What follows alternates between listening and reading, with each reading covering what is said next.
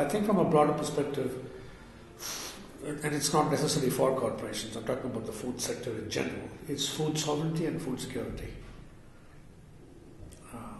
And that's got less to do with corporations having sovereignty, but more to do with, I guess, communities or countries or nations having sovereignty over food. And it would mean not a handful of corporations having, patents, intellectual property rights on seeds, for example.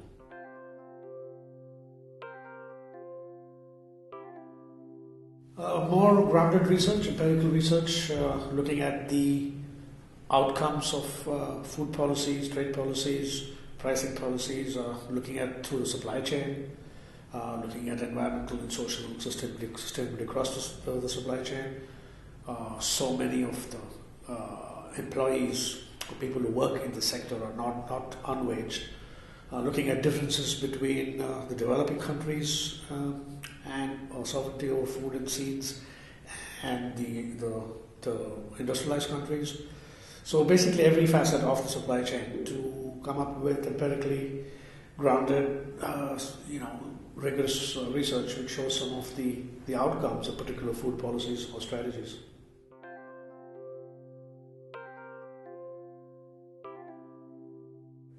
One is raise awareness, I guess, about the social and environmental impacts of particular food policies, but then I don't think civil society by itself are also above any kind of suspicion or have some kind of moral authority.